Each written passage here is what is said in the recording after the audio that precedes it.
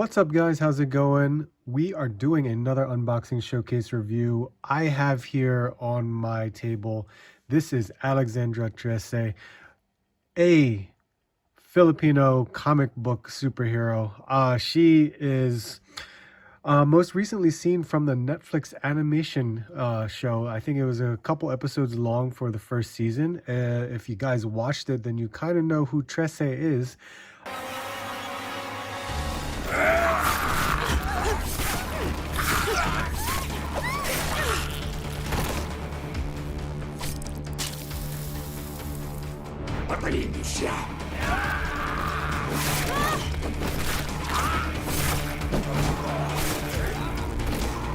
But I am glad to actually have picked up this figure that was done by LooseCollector. As you can see on the box, you can see a symbol right there at the bottom.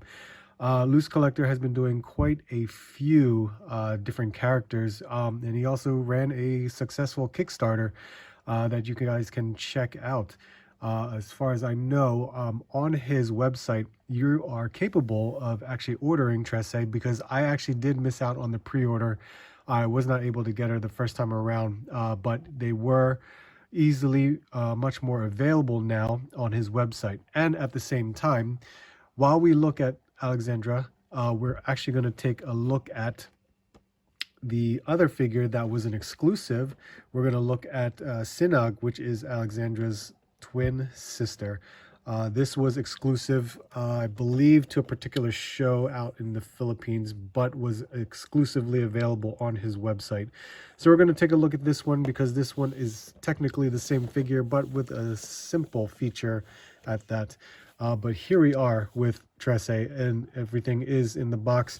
You can see what we have through the window. We do have the Alexandra Trese figure and some accessories here as well.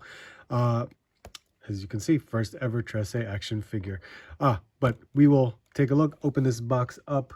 As you guys know, if you've watched my channel enough, when I do some unboxing showcases, I do unbox everything in front of you, so you guys have an idea of what actually comes inside the box, how it's all packaged, just so you guys can get an understanding, because sometimes some people like to see what's in there.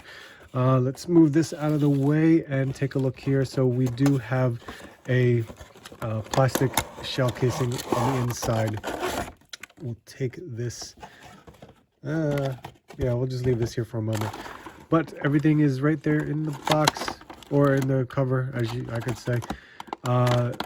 You'll see that there is a little space for something in there. Technically, that was the space for a particular demon. I don't know why I can't remember the name of that.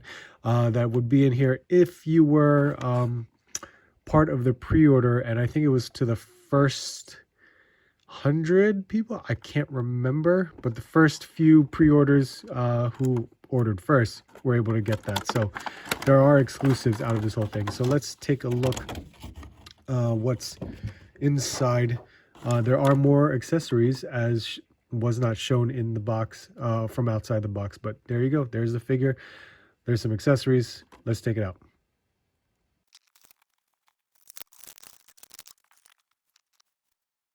All right, guys, so here we are. Everything's out of the box. We're going to take a look at Trese right here.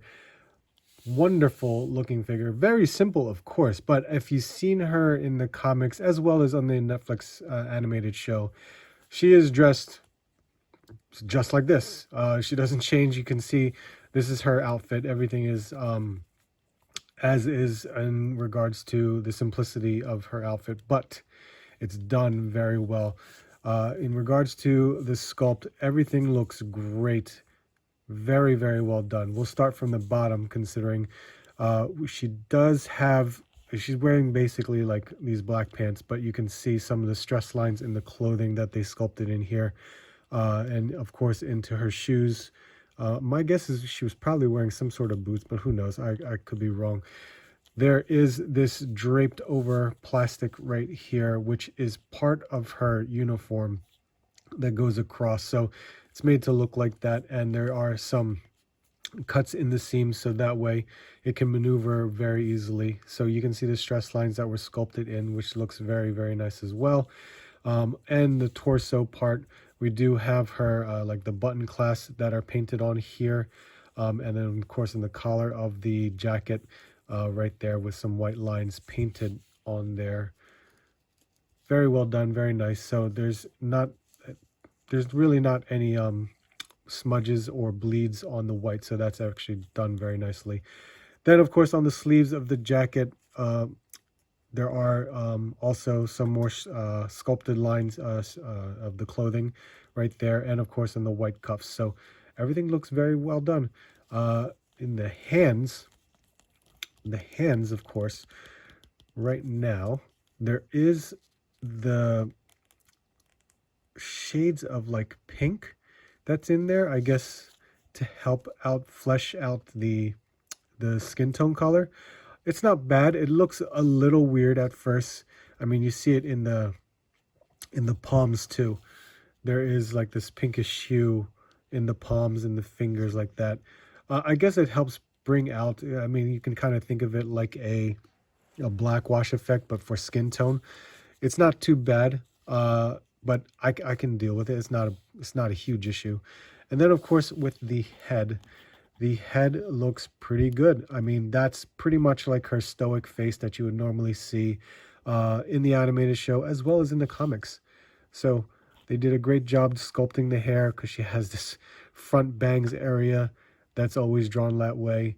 And then of course there are some sculpted lines in the head and the hair sculpt as well.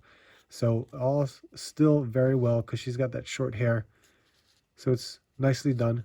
And of course in the face looks like everything was painted nicely too, including the eyes, which I can't tell if it was like a tempo or if it was actually painted on there. So it's still well done. There's not any like blemishes of any kind or any like misprints or smudges. So we do see some pink above the eye.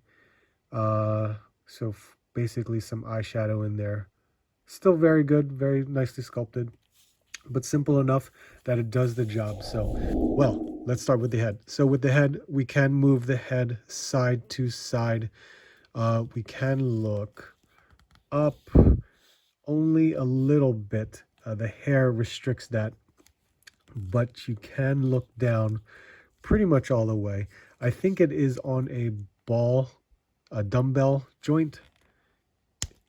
Yep, there you go. It is on a dumbbell joint, so it does peg in right back. And there you go. So the arms, we do have a shoulder that can actually go beyond that T-pose right there. It can maneuver around as well. And we do have an upper bicep swivel, a double jointed elbow hinge. Look at that. So you can, oh, I popped it right out. It's still, I think maybe I should have heated this up, but I don't necessarily do that in my reviews because I want you guys to see what you're going to get completely out of the box. So it is a little tight, which isn't a bad thing. We all know that we don't want loose joints, but look at that range you can get with a double jointed elbow right there for females. So that is awesome. I still love that. Working our way down, we do have a diaphragm joint, so we can get a lot of rocking action right there, which, by the way, I forgot to check. There is a little bit of expression and tilt on the head right there. So there is that. There is actually a ball waist, which I love for females to have, including male bodies too, but they have, if I can see it, is there a ball waist? Or am I wrong? I think I'm wrong. I apologize. That is not a ball waist. Everything is happening right at the diaphragm. So the diaphragm, outside of the rocker, you can actually maneuver forward and back too. I'm losing it here because I can't really tell. Okay, so yeah, look at that. So I can maneuver forward and back like that. And I guess that helps with the movement. I mean, look how far back she goes there. And of course, maneuvering forward, not as much, but it still does the job. But there you go with that. With the legs, we do have her, we're able to kick up pretty much to a 90, back only that far. Their upper thigh that we normally are most accustomed to is actually right above the knee. So there is a twist right here, and luckily there is no like cut off where it just looks misaligned. There is that double jointed knee right here as well. There you go, and look at that. That's nicely well done as well. There is no boot cut, but there is the ankle pivot, and the foot can go that far up and it can go that far down, so not too bad. Oh, I forgot about the hands. The hands, there is a horizontal hinge for the hands right there, and of course you can twist it around. So there you go with articulation. So with accessories, let's just start off with hands. She does have a pair of fists. She has a pair of gripping hands, and she has a pair of relaxed hands. Along with the accessories that she has, she does come with her knife or dagger, which is Synog, and technically this is her twin sister, because I believe her father had turned her sister, her twin sister, older twin sister, into this dagger, put her soul into the dagger. So it basically made her into that, just basically because I believe her daughter, her twin sister died. So there's Synog right there. And for her other accessory, for her left hand, she can utilize, I believe this is San Telmo. Basically, it is one of her helpers that she has that comes out of her cell phone. It looks really cool. It's got a clear plastic that you could probably use a light to light up. If you've seen the anime, you could get a more visual experience of what this is. But that looks awesome. That looks really cool. And now let's take a look at the twin sister Synog. Basically, it is the same exact box because it has Trese, Alexandra. Everything is exactly the same. The difference, of course, is the actual figure inside the box. There is a exclusive sticker, only 555 limited, which is this figure is a glow-in-the-dark Synog variant figure. So basically, this embodies the soul of Alexandra's twin sister. So let's open up the box. Of course, it's going to be all the same. Let's take a look what we got going on here. So, yep, everything is the same. We have the gripping hands, the relaxed hands, and the Synog dagger. Santelmo? Why do I keep forgetting it? Yeah, Santelmo. Of course, we have Synog right here, and the demon baby thing. Why do I keep forgetting the damn name? But here we go. I will take up just really the parts that we really haven't seen before. I'll leave this off to the side just because. But there we have Synog right there, and of course this little guy right here. Is there articulation? Yes, there is some articulation in this guy. There is right in the arm. It just can go around at the shoulder joint. There is no articulation in the legs. Does the head move? Yes, the head does move. It does rotate. It does not. It's on a ball, I believe. It's on a very small ball hinge right there. But that's it. You can't really have much of an expression. I think you can turn it a little bit, but I'm afraid because that hinge, that ball looks really small. So does it stand well? Let's hope. I know I don't have the best table, but I could just take this. There you go. Stands perfectly fine. So you can put them right on your shelf right there. But the biggest question is, how well do these glow in the dark? We'll find out in a moment, because right now, just taking a look at Trese right here, everything is the same. Everything except practically the black parts of the plastic, because this is more of a translucent, as you can see. It's more of a translucent plastic. There are some white. It looks like a white in the knees and the elbows.